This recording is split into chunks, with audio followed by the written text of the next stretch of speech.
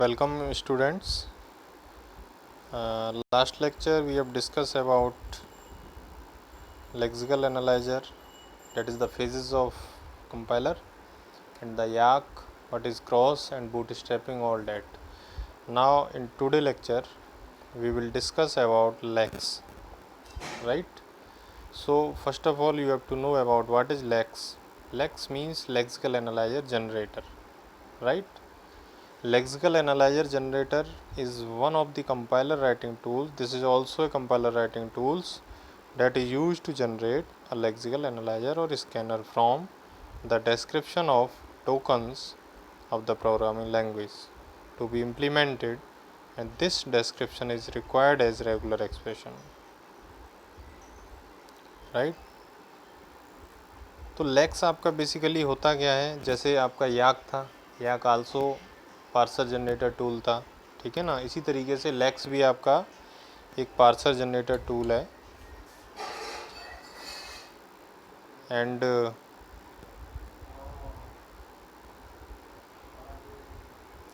इसमें दो चीज़ें होती हैं। The declaration section contain two things, दो चीज़ें होती हैं इसमें। एक सी कोड होगा that want to be inserted external to any function is required to be put in this section, like मैंने आपको पहले ही बताया था। जैसे याक में हमारा क्या होता है, तीन पार्ट होते हैं, डिक्लेरेशन पार्ट और ट्रांसलेशन रूल्स, सपोर्टिंग सी रूटीन्स, राइट। तो इसी तरीके से यहाँ भी आपका एक डिक्लेरेशन पार्ट होगा। जो पहला सेक्शन होगा उसको आप मिडिल ब्रेसेस से, परसेंटाइल एंड मिडिल ब्रेसेस से डिस्प्ले यूज़ करेंगे, ठीक है ना। इसके बाद जो सेकंड पार्ट होगा, if we want to use names of regular expression then these name are also required to be defined in this section. The definition of the name is required to start on a separate line in the first column. The definition has a format like this. जो भी आपका C code होगा वो आप इस तरीके से denote करेंगे, लुक एट द स्क्रीन, ठीक है ना। मैं आपको डायग्राम से दिखाता हूँ। कोई भी लेक्स कंपाइलर यदि होता है तो लेक्स कंपाइलर का जो सिनेरियो होगा या फिर जो स्ट्रक्चर होगा वो हमारा इस तरीके से होगा, थ्री पार्ट्स में, ठीक है ना। सबसे पहले लेक्स कंपाइलर होगा। लेक्स कंपाइलर में एज ए इनपुट हम क्या लेंगे, Lex specification file that is x.l।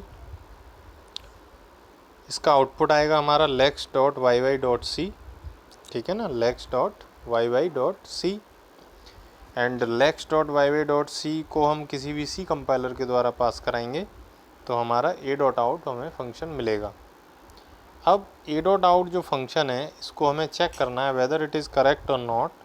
तो a.out को हम एज ए कंपाइलर यूज़ करेंगे और हम कोई इनपुट स्ट्रिंग इसमें डालेंगे, ठीक है ना, और we will get some tokens और streams of tokens, then it will be in correct format, ठीक है ना। तो हम ये मान के चलते हैं कि कोई भी लेक्स कंपाइलर है तो सबसे पहले उसमें लेक्स स्पेसिफिकेशन फाइल गई, उसके आउटपुट मिला हमें lex.yy.c एंड lex.yy.c के बाद में आपका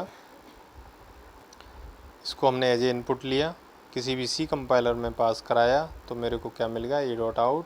अब a.out को चेक करने के लिए कि वेदर इट इज़ करेक्ट और नॉट तो हम कोई भी इनपुट स्ट्रिंग लेंगे and we will get some output, ठीक है ना। तो इस तरीके से लेक्स कंपाइलर का ये स्ट्रक्चर हो जाएगा। जैसे लेक्स कंपाइलर एग्जाम में आता है तो आपको ये तीनों डायग्राम बना के थोड़ा सा एक्सप्लेन करना पड़ेगा।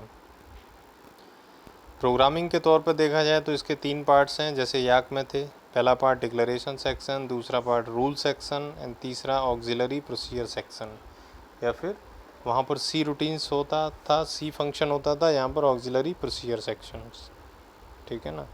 ये तीन पार्ट में आपका लेक्स कंपाइलर का प्रोग्रामिंग फॉर्मेट हो गया। नेक्स्ट टॉपिक की हम बात करें तो रेगुलर एक्सप्रेशन आप पढ़ ही चुके हो ऑलरेडी। रेगुलर एक्सप्रेशन 2FA कैसे डिनोट करते हैं हम, ये आपको पता ही है, हमने ऑटोमेटा में ऑलरेडी डिस्कस किया था। कोई भी रेगुलर एक्सप्रेशन होगा can be converted into NFA with null moves. NFA with null moves को हम can be converted to NFA without null moves, और विदाउट नल मूव से हम जैसे ही कर देंगे तो हम उससे DFA बना लेंगे और फिर DFA से हम फिर से RE बना लेंगे। तो ये एक चेन है, ठीक है ना, ये एक चेन है जो आपकी क्लॉकवाइज डायरेक्शन में मूव करेगी। सबसे पहला काम रेगुलर एक्सप्रेशन, सेकंड पर NFA विद नल मूव, तीसरे पार्ट में NFA without null move, and चौथे पार्ट में हम आपका क्या करेंगे, DFA डिज़ाइन कर लेंगे। तो इस तरीके से ये आपका क्लॉकवाइज डायरेक्शन में ये चलता रहता है। नेक्स्ट आपका RE आ जाएगा। RE ऑलरेडी आप पढ़ चुके हो, ज़्यादा मुझे बताने की ज़रूरत होगी नहीं। आप ऑटोमेटा की बुक उठाइए, उसमें से आप इसको ईजिली कर सकते हैं। कोई भी ए स्टिक बी के लिए हम कैसे बनाएंगे, ए स्टिक मीन्स रिपीटेशन हो रहा है ए के, तो बार बार हम रिपीटेशन लेते रहेंगे विद नल मूव्स। कोशिश करेंगे उसमें से नल हटाने का, तो वो विदाउट नल मूव बन जाएगा, ठीक है ना। तो ये कुछ एग्जांपल्स लिए हुए हैं। ए प्लस बी का whole stick, A plus B का होल स्टिक तो आपका एक तरह से that contain any strings of, या you can say any combination of A and B and and with A B, ठीक है ना। इसके अलावा BNF notation, that is Backus normal form, Backus Naur form. ये एक नोटेशन है किसी भी CFG को डिनोट करने के लिए, that is context free grammar को, राइट। अब CFG क्या होती है पता ही है आपको। CFG में LHS में आपका सिंगल नॉन टर्मिनल होगा, टेंड्स टू आइदर टर्मिनल और नॉन टर्मिनल और combination of both including null, ठीक है। तो आपका नॉन टर्मिनल मीन्स कोई भी symbol, then expression 1, expression 2, expression 3 means sequence of symbol. Sequence of symbol बोले तो कॉम्बिनेशन ऑफ टर्मिनल और नॉन टर्मिनल्स। तो ये BNF हो जाएगा। थ्योरी आप इसमें से पढ़ लीजिएगा नोट्स में से, कई बार पूछा गया एक दो बार के व्हाट इज BNF नोटेशन या right A short note on BNF, तो आपको ये करना पड़ेगा। नेक्स्ट आता है आपका derivation tree and past tree. As we discuss earlier the difference between past tree and derivation tree. Past tree जो होता है वो पार्सिंग हम करते हैं, किसकी पार्सिंग। हमेशा देखो ये आपको बहुत ध्यान देना है, पार्सिंग हमेशा ग्रामर की होती है, ना कि किसी स्ट्रिंग की होगी या किसी टर्मिनल की होगी, राइट। तो पार्सिंग जहाँ भी वर्ड आ जाएगा इसका मतलब CFG मीन्स ग्रामर की या फिर प्रोडक्शन की बात हो रही है, something tends to something. Derivation tree क्या होता है, डेरिवेशन ट्री आप किसी चीज़ को डिराइव कर रहे हो, और डिराइव क्या होती है, स्ट्रिंग ABCD कुछ भी। अब सपोज़ करो A प्लस बी इंटू सी, इसके लिए मैं यदि आपसे ट्री बनवाता हूँ तो आप जो A प्लस बी इंटू सी के लिए जो ट्री बनाते हो तो वो आपका डेरिवेशन ट्री कहलाएगा। बट मैं यदि ये बोलूँ S tends to AB where A tends to small a, B tends to small b, इसके लिए ट्री बनाओ तो ये आपका कहलाएगा पास्ट ट्री, ठीक है ना। ये मैंने बनाया हुआ है, एक ग्रामर ली हुई है, consider the grammar. E tends to E plus E, E minus E, E asterisk E, E oblique E, A and B। obtain LMD RMD for the string A plus B into A plus B, right. अब इसके लिए मेरे को draw करना है तो E tends to E plus E, आप E से कहीं से भी शुरू कर सकते हो because this grammar is ambiguous grammar. पहली बात तो ये है, एम्बिगुअस ग्रामर क्या होती है मैं पहले ही बता चुका हूँ लास्ट वीडियो लेक्चर में, that the grammar is called ambiguous when we can draw more than one LMD और more than one RMD for the same string, ठीक है ना। तो वो आपकी ग्रामर एम्बिगुअस ग्रामर होगी। अब ये LMD मैंने बना लिया, E tends to E plus E, then E plus E, then E को A से रिप्लेस किया, देन E को B से रिप्लेस किया, देन E को अगेन A से रिप्लेस किया, देन अगेन E को B से रिप्लेस किया, ठीक है ना। अब इसका एक से ज़्यादा भी ट्री बन जाएगा, ये भी एक ट्री है। इसी स्ट्रिंग का देख लीजिए आप, A प्लस B, लेफ़्ट से राइट हम चलें बॉटम में तो A plus B asterisk A plus B, ठीक है ना। और इस वाले में चलते हैं हम A plus B asterisk A plus B। तो दोनों ही ट्री से string will be same but tree structure will be different. String same है लेकिन ट्री का जो स्ट्रक्चर है वो अलग है। तो इसका मतलब क्या हुआ, ये आपकी एम्बिगुअस ग्रामर है, ठीक है ना। LMD means every time we have to put the leftmost non-terminal to terminal, and RMD means every time we replace the rightmost symbol or rightmost non-terminal to a terminal, right.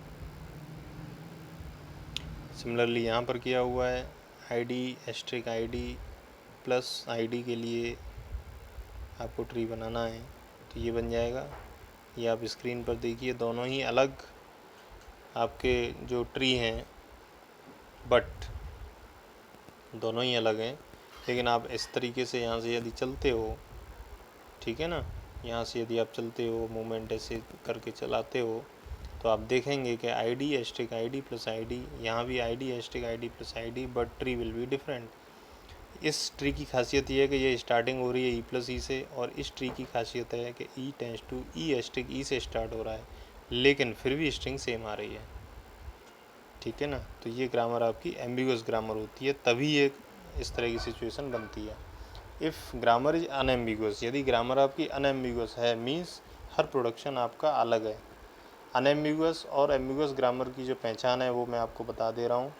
सबसे पहले आप किसी भी grammar में LHS देखिए, means left hand side के जो terminals non terminals हैं एरो से लेफ़्ट साइड के, उन लेफ़्ट साइड के जो नॉन टर्मिनल्स हैं, कैपिटल लेटर्स हैं, उनमें आपका ये मान के चलिए कि जो यदि वो अलग अलग हैं, यदि वो नॉन टर्मिनल्स आपके डिफरेंट हैं हर एक प्रोडक्शन में, रिपीटेड नहीं है, तो इसका मतलब वो ग्रामर आपकी अनएम्बिगुअस है। और कहीं भी आपके पास में यदि एक से ज़्यादा नॉन टर्मिनल्स आ रहे हैं LHS में, तो वो ग्रामर आपकी अनएम्बिगुअस हो जाएगी, ठीक है ना। इस तरीके से ये हो जाएगा। इसके बाद नेक्स्ट है आपका single pass multi pass compiler में डिफरेंस, ये आप कर ही लोगे। सिंगल पास कंपाइलर आपका क्या होता है, all the phases of compiler design group in one pass, सारी फेजेस को मैं एक ही पास में डाल दूँ, सिंगल पास कहलाएगा, ठीक है। मल्टी पास में क्या होता है, in this the difference phases of the compiler design है ग्रुप इनटू मल्टीपल पासेस, यहाँ पे अलग अलग पास में डाली जाती हैं, तो वो एक मल्टी पास कहलाएगा। सिंगल पास मीन्स अकेला सिंगल, सारी फेज़ को एक ही में डालो, यहाँ पर सारी फेजेस को अलग अलग पास में डालते हैं। सिंगल पास फास्टर होता है, मल्टी पास स्लोअर हो जाएगा क्योंकि फेजेस बढ़ जाएंगी वहाँ। But single pass consume more space and multi pass consume less space, ये बहुत इंपॉर्टेंट टॉपिक है, कई बार यहाँ से क्वेश्चन पूछा गया है कि सिंगल पास कंपाइलर आपका मोर स्पेस को ऑक्यूपाई करता है या फिर लेस स्पेस ऑक्यूपाई करता है, ठीक है ना। तो ये इसमें उल्टा है, सिंगल पास मोर स्पेस लेगा, मल्टी पास लेस स्पेस लेगा, क्योंकि वो ब्रेक होके चलता है। Suitable for computer with large RAM, जब मोर स्पेस है तो रैम ज़्यादा चाहिए, और यदि लेस स्पेस है तो मेमोरी में रैम कम चाहिए, ठीक है ना।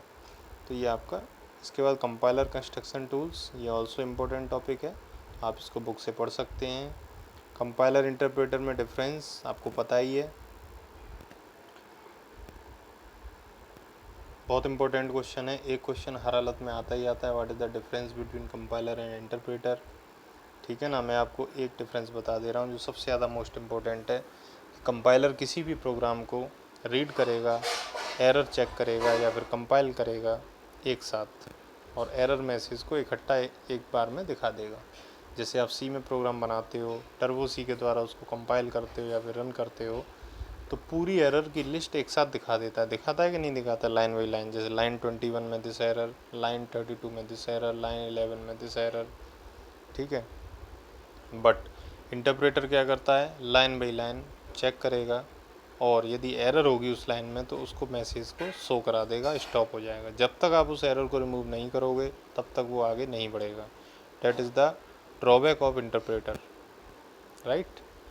तो इसीलिए हम इंटरप्रेटर की जगह पर कंपाइलर यूज़ करना ज़्यादा पसंद करते हैं, ठीक है ना। दिस इज़ द डिफरेंस, ये आप पढ़ लीजिए। मोर एफिशिएंट होता है, this is less efficient. Compiler is more efficient, बिल्कुल सही बात है, ये लेस एफिशिएंट है।